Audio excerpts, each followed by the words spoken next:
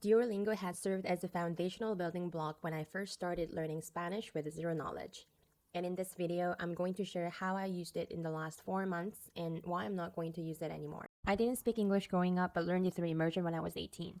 Now I'm learning Spanish as my third language from zero knowledge in my 30s, and on this channel, we explore the strategies and tools that help us learn Spanish through immersion. I wanted to be able to have a conversation in Spanish to the point where I can travel with no problem to Spanish-speaking countries. As I learned English successfully by focusing on listening, I decided to apply the same approach to learn Spanish as well. However, when I started on this method with English, I wasn't a complete beginner. I was nowhere near fluent, but having learned it at school, I was able to understand it a little bit, and most importantly, I knew a lot of words I studied for exams. But with Spanish, I didn't even know the alphabet, let alone how to say the very basics like I am so and so. And I was afraid that starting on listening with no basic knowledge may slow down my learning progress. And I certainly didn't want to find this out after a few months of listening. Yet, I really didn't want to learn the basics with a book or in a class setting because this is how I was forced to learn English at school growing up in South Korea, and I remembered how boring and inefficient this way of language learning was. I've had English class since I was 13, but I couldn't even have a basic conversation with English speakers, let alone watch movies without subtitles.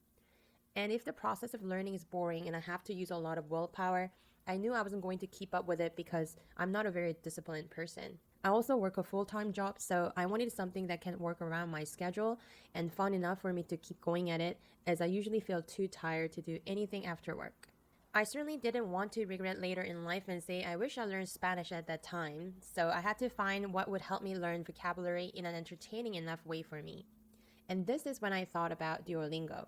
There are many other apps, but I used it for the French course a few years ago, and I remembered how fun and non-anxiety-inducing it was, meaning it didn't feel like I was doing work. This low mental barrier is possible because it makes you feel like you're playing a game and not doing an exercise from a textbook, which requires a lot of willpower and discipline for me.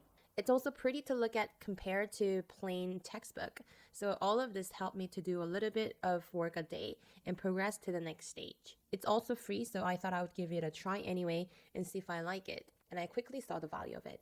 I think the best thing I did with Duolingo was that I set my daily learning goal really low and made it a routine to do that. I set myself to do just one level at the beginning of my lunch break, not even one lesson, so it takes 5 minutes at maximum. But eventually, I wanted to do more because I really enjoyed playing the game and learning more Spanish, so most of the days I ended up doing it for 10 to 15 minutes. But had I set my goal to do 10 to 15 minutes, I might have been discouraged if I did less than that one day and lose my streak. Setting a goal low and exceeding a goal gave me a feeling of achievement and made it easier for me to keep the momentum going. And for me, I didn't check out the tips they provide for grammar lessons.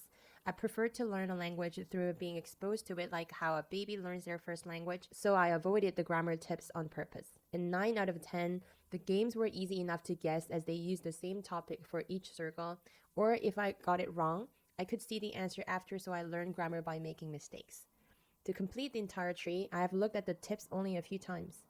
Another amazing feature Duolingo has is the Duolingo story. It's a very short story, but it helps you get used to reading a much longer text than the sentences in the usual games within the tree. And the story is always hilarious, so it makes learning a lot more enjoyable. For example, the story I read today is about an old lady stealing stuff from a clothing shop, and when she got caught, she tells the clerk that she likes stealing because it's something exciting for her boring life. The clerk is understanding of her and lets her go after making her return the stuff she stole in her purse. But the clerk later finds out that the old lady actually stole the purse too. However, you absolutely cannot get fluent by just doing Duolingo, as you need to do listening and speaking in parallel. And this is not because Duolingo is not good, it's just how humans acquire language. The importance of speaking can be found in the cases of the children of immigrants. They understand their parents' language as they listen to it a lot growing up, but they still can't speak it very well because they didn't use it enough. 전공하려면 어떻게 해야 되는지 좀 궁금하네요. 궁금하다. I was going to try to answer this in Korean, but there's no way. Same with listening. A baby listens to their first language constantly and in various settings.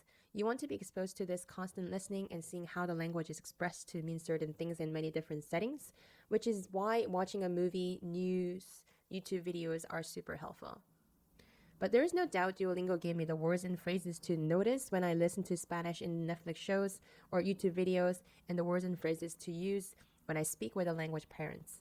Duolingo is really good at what it's designed to do, which is to give you the basics to get started. By getting me exposed to a lot of sentences in a stress-free way, Duolingo played a crucial role in helping me understand the structure of the Spanish language and learn vocabulary. And this is why I say it provided the foundational building block for me to learn Spanish. After using Duolingo for about 3 months, I could really feel how reading in Spanish has become a natural thing for me. And this is amazing progress because I didn't even know how to read anything before.